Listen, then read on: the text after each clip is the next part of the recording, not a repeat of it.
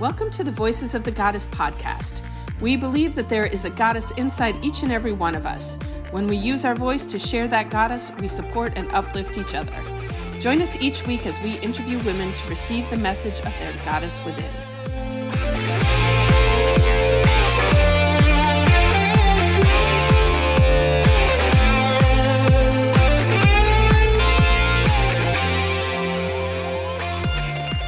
Hello, goddesses. We had a bit of a techno problem on our recording.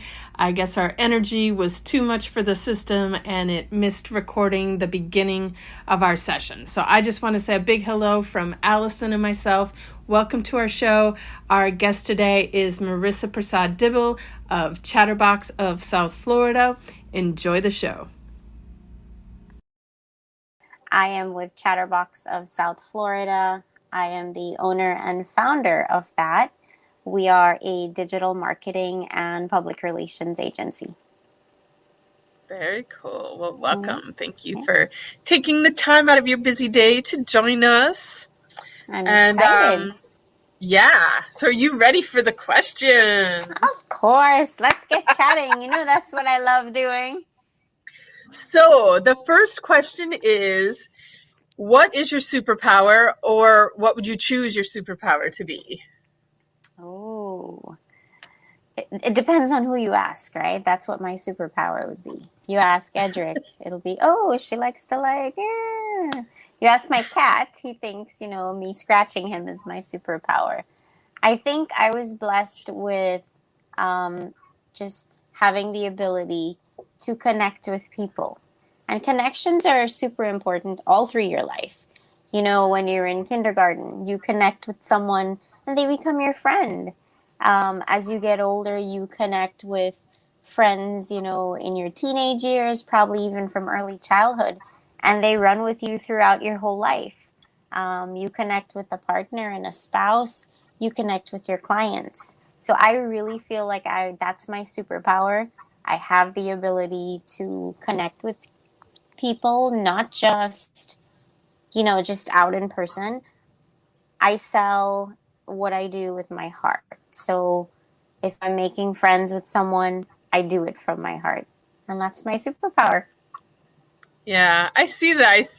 I know you personally and professionally, and just watching you with all the people that are your clients, like you definitely connect with them on a much deeper level than most people in the business world. So I see you, girl, and your connection.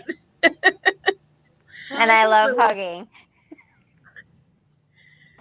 It's so hard right now, too. How are you surviving with not as much hugging?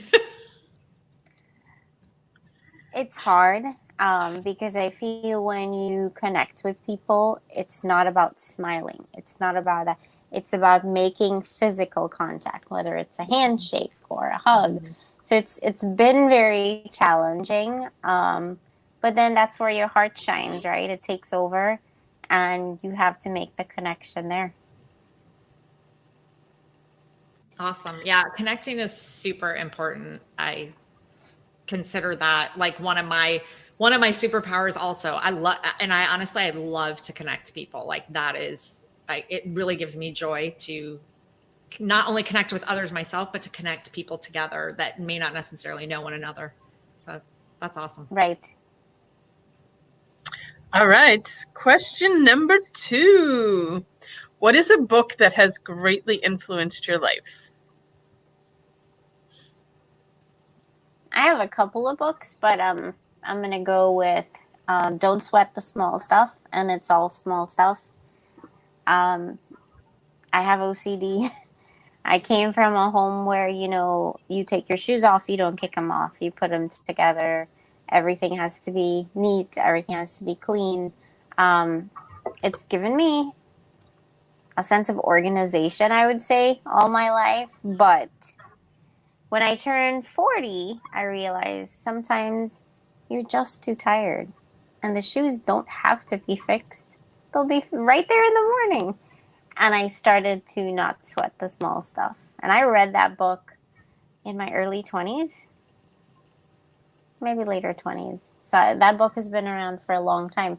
it didn't sink in until I got older, and I can now do less and I get tired more. So that's my book. I don't think I've read that book, so I'll have to put that on my list. But I think about too, like how many times do lessons come back to us throughout our lifetime? And like, you know, you said like it didn't sink in till now, but I'm sure you got it on some level back when you first read it. But like all the time, like things, as you grow, the message can sink into a deeper level. And so, yeah, keep relearning the lesson, not relearning, but learning them at a different level, for sure. Yeah, just adjusting as I grew, because in my 20s, what was I sweating? I don't know. Ooh, I want to move out of here and get a bigger apartment. Ooh, Tucker pooped and he was a kitten on the floor. Ooh, don't sweat the small stuff. Now, as you're older, don't sweat the small stuff. You know, it more falls like, hey, I have 19 things on my list today. I'm going to do the urgent ones. If I don't, it's okay. You don't have to stay up till 4 a.m. doing it and then wake up at 6 to start your day. You just don't. No. Sleep is important. But for sure, the definition of what is small stuff changes as you progress through life. Absolutely. Cool. All right. Question number 3. This one is so important for our goddesses. What is your favorite self-care practice? Does drinking wine count? Maybe. I feel like that's self-care. Lately, my favorite self-care practice would just be taking time away from devices and just finding a quiet spot. I've been reading more, and that really is helping me to detach at the end of my day, put my phone away, put my iPad away. I want it nowhere near me, and just read. Yeah. I think that's so important these days because we have our devices attached to us like 24/7 just about. And, talking about sweating small stuff, like sometimes someone will text me or email me and I'm like, oh, I got to get right back to them. And it's like, no, you don't have to get right back to everybody all the time. Like, people can wait, things can wait. Not everything is urgent. And take a breath and take time for yourself and handle things when you handle them. And yeah, especially after 9 o'clock, like I don't feel I owe anything to anybody anymore.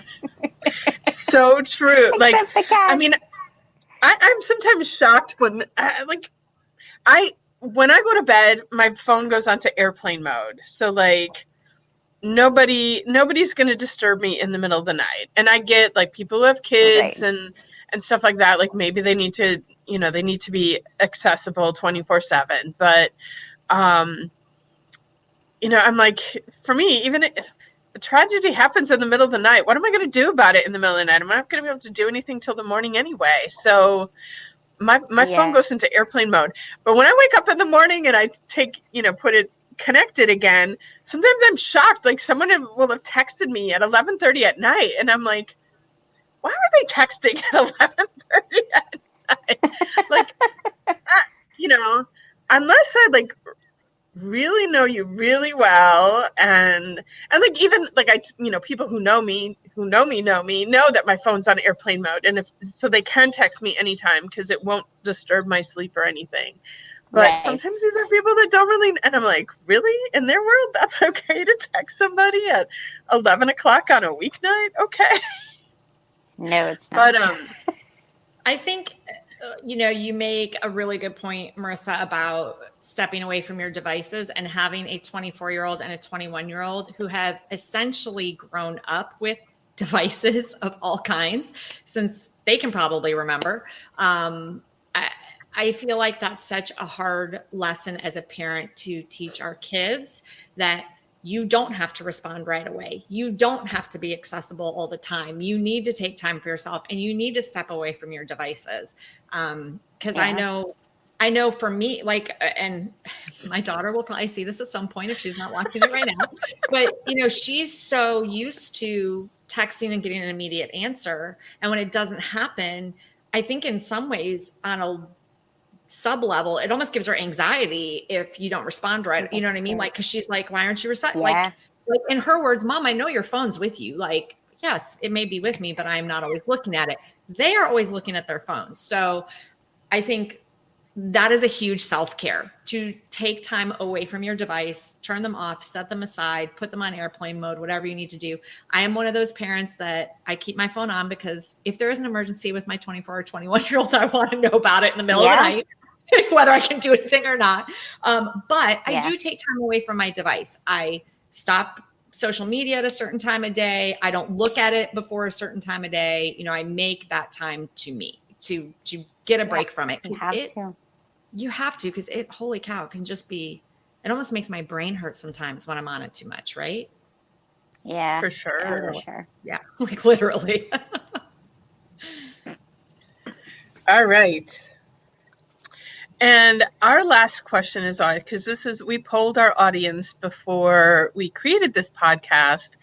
And the big thing that came up for almost all of these women was, because our lives are so busy now, and how do we get everything done? How do you create accountability in your life? Creating accountability, both personally and professionally. I write everything down. Sure, I come from, a digital marketing background, and, it's just ingrained in our brain to do everything digitally. But 20 years ago, when I first learned organization, it was with pen and paper. And I go back to that. I have it in the form of a journal for my personal life, what my goals are, what I want to accomplish. And then professionally, I have a separate book, and I make sure I write my stuff down, because I have to make myself accountable. If it's not crossed off, it's not done. And who does that affect? I don't like to see it affect anyone's business. So I hold myself accountable for it. Write it down. I love it. This digital world. Yeah. Go ahead, Julietta. Go ahead. No, just saying, like, for me, like, writing something with pen and paper just has such a different energetic feel than typing something into the computer or into my phone.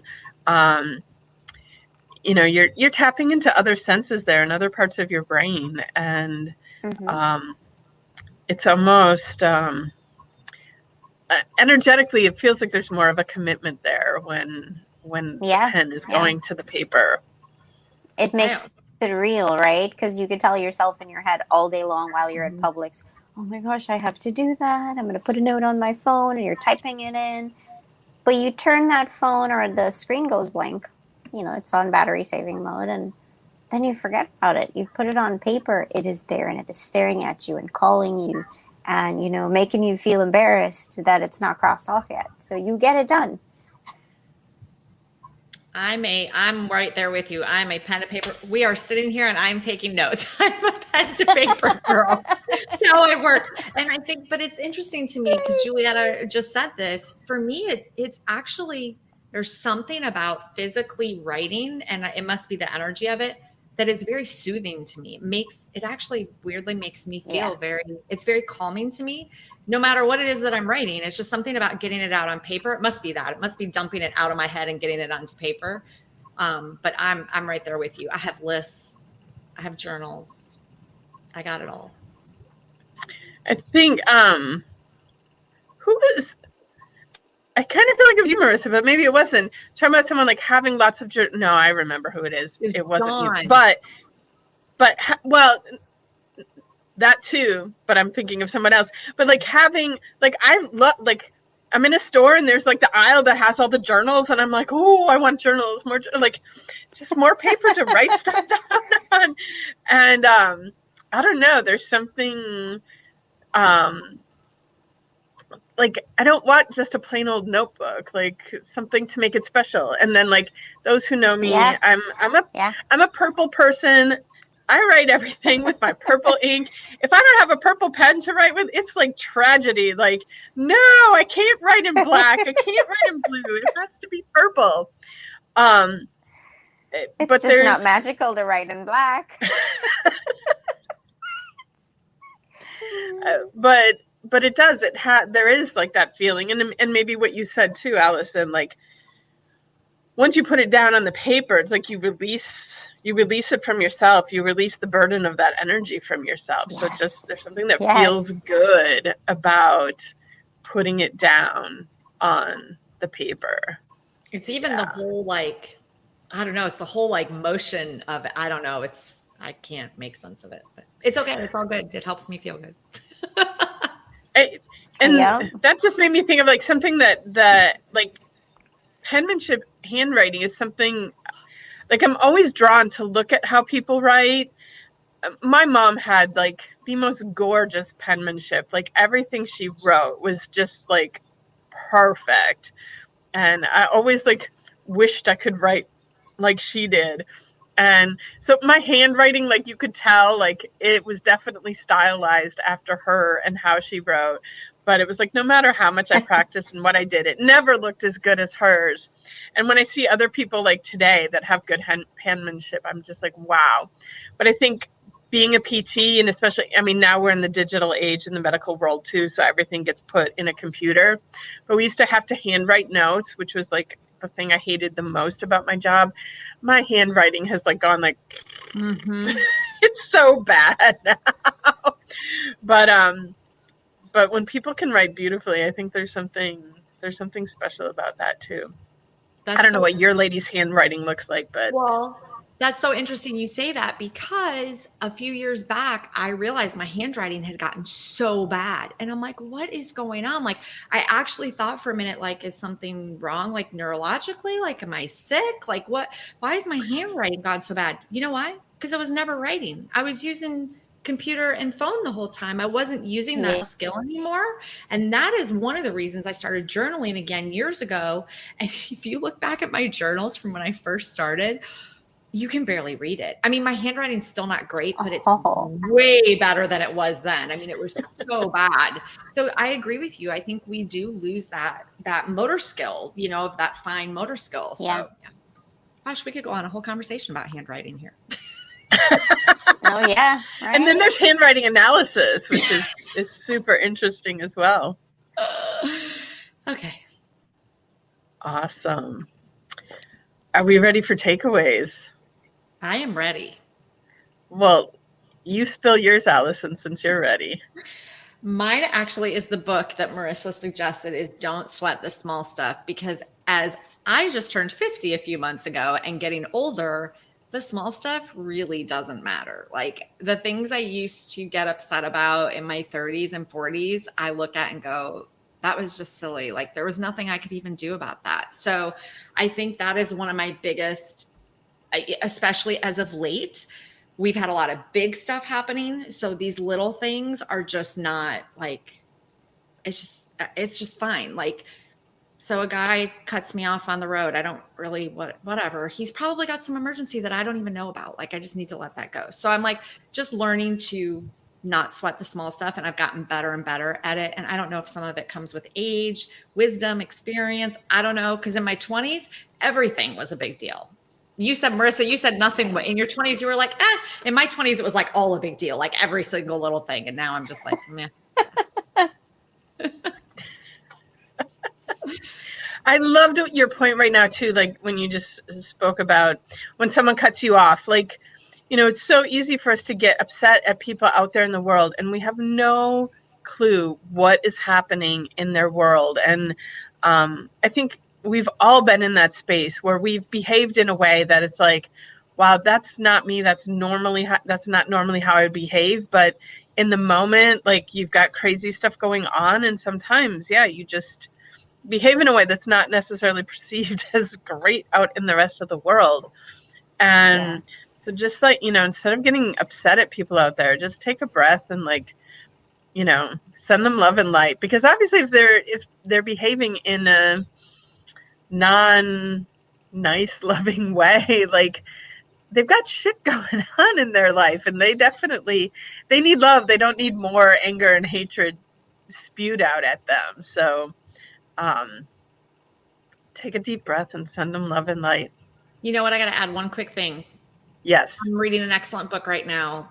That's a conversation for another day. But one of the big things that this author talks about is taking every moment that you're in. And I know, Julietta, you would preach this big time, is how can you go at this issue from a perspective of love versus a perspective of fear? Because a lot of times when you think about it, those things that are happening in our lives that are causing us to stress are situations out of fear. There are things that are happening to us that were for whatever reason.